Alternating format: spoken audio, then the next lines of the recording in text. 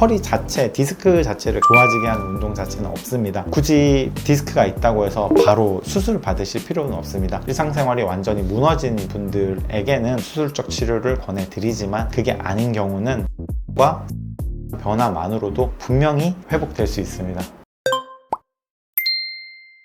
네, 안녕하세요. 한 분 한 분 재활의학과의 대표 원장인 재활의학과 전문의 최경렬입니다. 만나서 반갑습니다. 원장님, 제 삼촌이 요즘에 허리가 아파서 활동을 못 하시는데 주변 지인분들이 이거 허리 디스크다, 빨리 가서 치료 받아라, 이렇게 하시거든요. 이거 진짜 허리 디스크 맞는 건가요? 절대 그렇게 단정 지으시면 안 됩니다. 제 진료실에 오시는 분들이 일단 환자들을 보면 좀 참 안타까운 생각이 듭니다. 스스로 나는 디스크야, 혹은 이제 나는 협착증이야, 이렇게 진단을 내리고 오세요. 근데 잘못된 정보로 통증을 방치하거나 오히려 그 상황을 악화시키는 경우가 있어가지고 의사들은 도대체 어떻게 디스크와 협착증을 구분하는지 그 기준을 가감없이 알려드리도록 하겠습니다.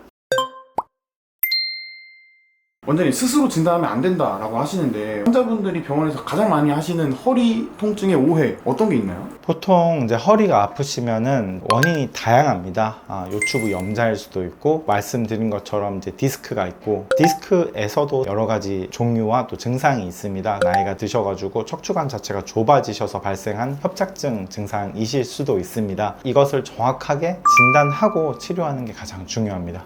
그러면 협착증이랑 디스크랑 이 두 개에서 오해를 가장 많이 하시는 거예요? 맞습니다. 사진을 보시면은 척추 이 사이의 공간이 콜라겐으로 이루어진 공간입니다. 그 내부에는 수액, 액체 성분이 있고요. 그 주변 섬유질로 해서 수액을 감싸고 있는데, 큰 압력에 의해서 수액 부분이 섬유질을 뚫고 나오는 것을 소위 말하는 디스크, 보통 추간판 탈출입니다. 근데 통증은 왜 발생하는 거예요? 디스크가 손상이 되고 그 디스크 주변부로 염증이 발생을 하고, 디스크에서 내려오는 수액에 의해서 디스크 뒤에 있는 신경 뿌리 쪽에 염증이 발생을 합니다. 추간판이 탈출되고 디스크 내에 수액이 척추관 밖으로 흘러나옵니다. 그럴 때 수액이 신경을 자극을 시킬 때 염증 반응이 일어납니다. 그때 그 염증에 의해서 통증이 발생하는 겁니다. 협착증은 어떻게 발생하는지 말씀드리도록 하겠습니다. 협착증이 발생하는 것은 이제 세 가지 조건이 있습니다. 가장 먼저 디스크가 압박을 받아서 이 척추관 자체를 누르는 것도 포함합니다. 두 번째는 척추 뒤를 감싸고 있는 황인대라고 있는데, 그 황인대 자체가 비대해져서 이 척추관을 또 누를 수 있습니다. 마지막으로 이제 여기 후종인대라고 있습니다. 이 후종인대가 보통 퇴행성 변화에 의해서 비대해질 수 있는데, 후종인대 자체가 또 비대해져서 척추관 자체가 좁아지게 할 수 있습니다. 그래서 요약을 하자면은 디스크의 돌출과 황인대의 팽윤, 그리고 후종인대 비대에 의해서 요 세 가지 조건이 맞아야 척추 협착이라고 합니다. 척추 협착 같은 경우는 허리 자체 통증보다는 하지 쪽으로 당기는 증상이라든지 저림 증상이라든지 하지에 힘이 빠진다거나 쥐나는 증상으로 나타날 수 있습니다. 원장님, 그 디스크 환자분들도 이 다리 저림 같은 거 많이 호소하시잖아요. 네네네. 네, 그럼 협착증이랑 디스크랑 이 통증 차이는 어떤 게 있는 거예요? 간단하게 구분하자면, 디스크 같은 경우는 이제 허리를 숙일 때 디스크가 뒤쪽으로 압박을 받기 때문에 오히려 척추관을 더 누르게 됩니다. 그래서 허리를 숙일 때 오히려 하지 쪽으로 막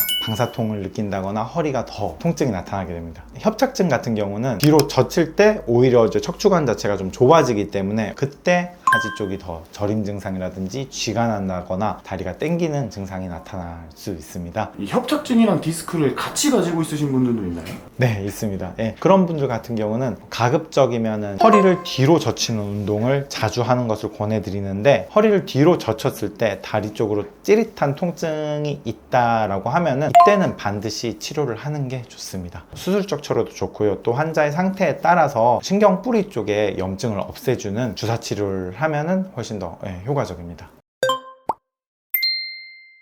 원장님, 그럼 첫 번째로 디스크는 어떤 식으로 치료를 하면 되는 거예요? 네, 디스크는 저희 척추의 기둥입니다. 디스크는 디스크에서 빠져나온 염증을 다시 이제 안으로 자연 흡수시키는 게 가장 중요한데, 가장 먼저 안정이 가장 중요합니다. 최대한 허리 숙이는 자세나 허리에 압박을 가하는 자세를 최대한 피하시고, 가급적이면 이제 허리에 쿠션을 대고 좀 누워있는 자세를 권해드립니다. 윗몸 일으키기나 데드리프트 같은 운동 반드시 피하셔야 되고, 정말 통증이 심할 때는 신경주사, 신경뿌리 뿌리의 염증 치료 또 소염제를 복용하는 것을 권해드립니다. 그렇게만 해도 디스크 증상 많이 완화시킬 수 있나요? 네네. 뭐 굳이 디스크가 있다고 해서 바로 수술 받으실 필요는 없습니다. 간단한 시술을 통해서 반드시 좋아질 수 있고, 그리고 시술과 함께 일상생활의 자세 유지나 생활 습관 패턴들을 변화시키는 것을 권해드립니다. 근데 흔히 이런 얘기도 많이 있잖아요. 허리 디스크 수술하면 진짜 영영 허리 못 쓴다. 사실인가요? 그러진 않습니다. 허리 수술을 한다고 하더라도 무조건 뭐 철심을 박는 유합술을 하는 건 아니고, 간단하게 척추 통로만 조금 이제 잘라내는 감압술 같은 것도 있습니다. 적절하게 했을 때 환자분들이 훨씬 더 삶의 질이 좋아질 수 있습니다. 하지만 이제 뭐 디스크 탈출 자체가 너무 심해서 일상생활이 완전히 무너진 분들에게는 수술적 치료를 권해드리지만, 그게 아닌 경우는 안정과 생활 습관 변화만으로도 분명히 회복될 수 있습니다. 두 번째로 협착증 치료는 어떻게 하면 좋나요? 협착증 같은 경우는 우리 척추관의 통로를 충분히 이제 확보를 하는 겁니다. 그렇기 때문에 그 통로가 더 좁아져서 더 악화되거나 통로 사이에 염증이 발생하는 것을 막아야 합니다. 그만큼 이제 통로 안으로 혈액 공급이 잘 될 수 있도록 충분히 걷는 운동이 중요합니다. 그리고 앞서 말씀드린 것처럼 오래 앉아 있거나 좌식 생활을 하신다거나 허리를 숙여서 또 계속해서 무거운 물건을 든다거나 이런 자세는 조금 피하시는 게 좋고요. 충분히 이제 그 척추관 주변의 근육들을 좀 강화할 필요가 있습니다. 그래서 걷기나 가벼운 이제 조깅 같은 것들을 했을 때 많이 도움이 될 수 있습니다.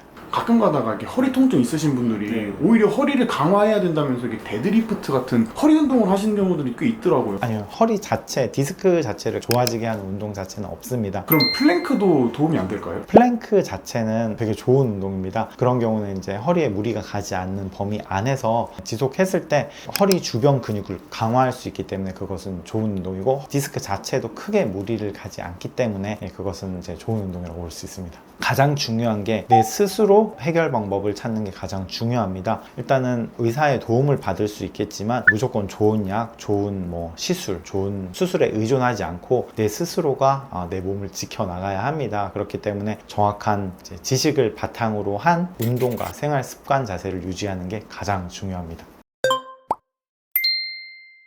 오늘 정리하면 이겁니다. 숙여서 아프면은 디스크 통증일 가능성이 높고, 그리고 젖혀서 통증이 있을 때는 협착증일 가능성이 높습니다. 하지만 이건 어디까지나 참고일 뿐입니다. 확실한 건 내 통증의 원인을 내가 제일 잘한다 라는 생각 대신에 전문가와 상의를 하고 정확한 원인부터 찾는 것이 정말 그 치료의 시작이라는 점을 반드시 알고 계셨으면 좋겠습니다. 지금까지 한 분 한 분 재활의학과의 최경렬이었습니다. 감사합니다.